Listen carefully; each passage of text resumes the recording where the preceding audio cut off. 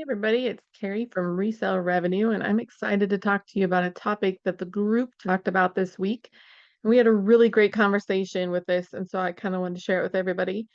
Speaking of the group, we're Reseller Revenue. We do meet from Monday through Thursday every morning together. We go over all different kinds of topics. We have a Facebook group. Go to Reseller Revenue at Patreon to check that out. I think it's well worth any reseller's time. It's a smaller, tight-knit type community where everybody's heard and we have time for everybody's questions. So jumping right in. So this is about making things fit.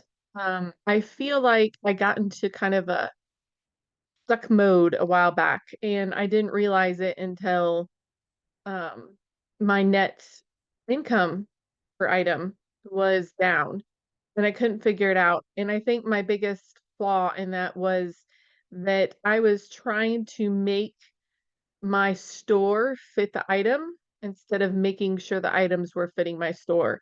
And what I mean by that is I know from using the eBay fee calculator that I need to be only listing things $25 and above. And that's after I take an offer and that's after there's any discounts. So I really have no business listing things for cheaper because of how I have to promote in my saturated niche and just, time is valuable. So this is my full-time deal, so I need to make it count. And realistically, 35 and up would be best, but 25 and up's good. So when I'm processing my incoming jewelry, I will lots of times think, That's just too good to throw in a junk lot." Or, I already paid for it. I should list it because I already paid for it and I already have it. So it's like free money, right? If I already paid for it and if it goes in a junk lot, then I'm giving up a lot of value. So why would I give that up when I could just list it, right? And so I think I was doing that and I was giving a lot of things free passes. And these were things that were getting free passes into my store that just shouldn't have been there. And yes, do some of them sell? Yes, but a lot of them were selling for like $10 offers. We'll run the eBay fee calculator on that. And even with the average cost of goods of like 375 or 325, that gets pretty tight pretty quick. And so what I figured out from all this, and then, we were talking about it in the group and tossing this around was I really need to, for one, not make excuses for items in my store. So if I'm putting items in my store that I feel like I have to explain myself, why would I need to explain myself? I don't need to explain why I felt the need to put in a really great item. But sometimes we feel the need if we would get a story view, or let's say like our mentor came in and wanted to look at your items and wanted to look at your store.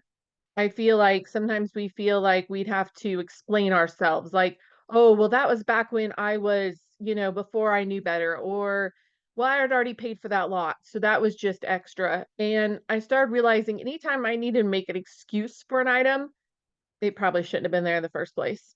So I think I was excusing myself out of business there for a while. And if a mentor came into my store, I would want only the best stuff for them to see.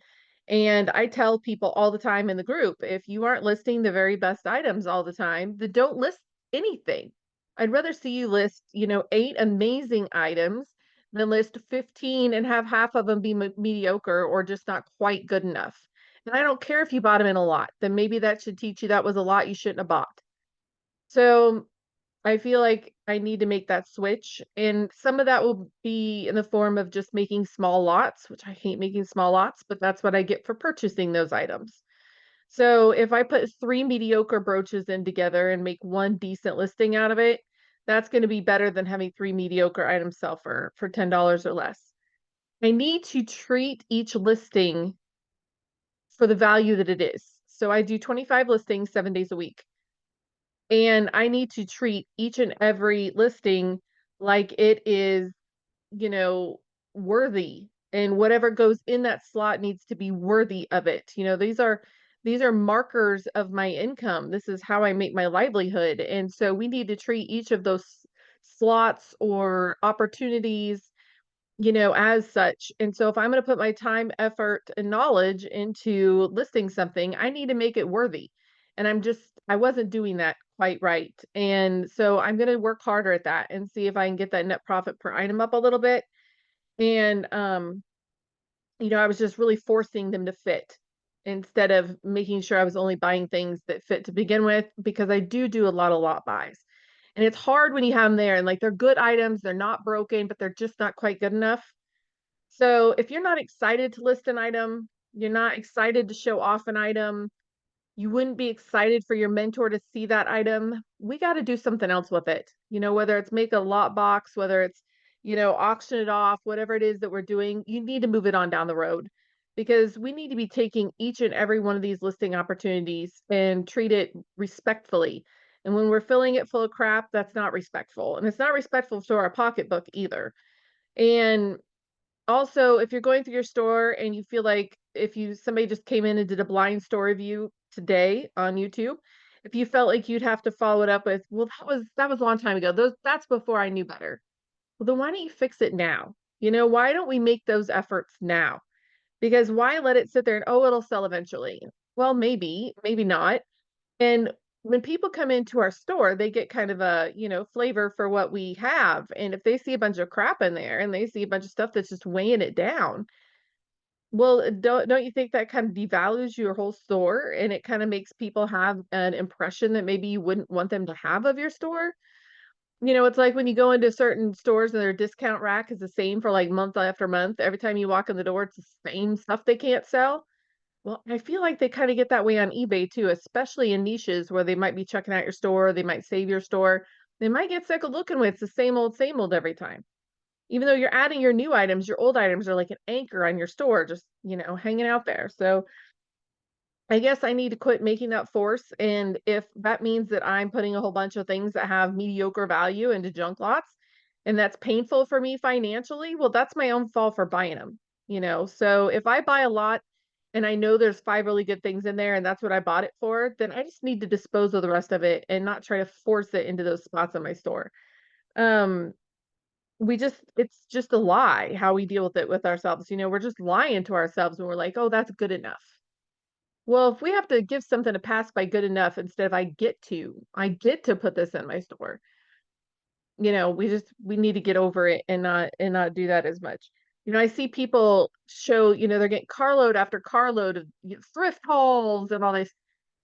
How can every item in that car or all these thrift hauls be worthy of getting one of those spots? And maybe these people list 100, 200 items a day. That may be. And in that case, I see that I'd probably maybe have to recheck my metrics a little bit, but I want to keep it my 25 for as long as I can and just keep improving what those 25 are worth, what those 25 will do for me. And yes, I do love some bread and butter. I have lots of bread and butter, but to me, it's not even bread and butter to be listing stuff that's below that $25 mark for my store.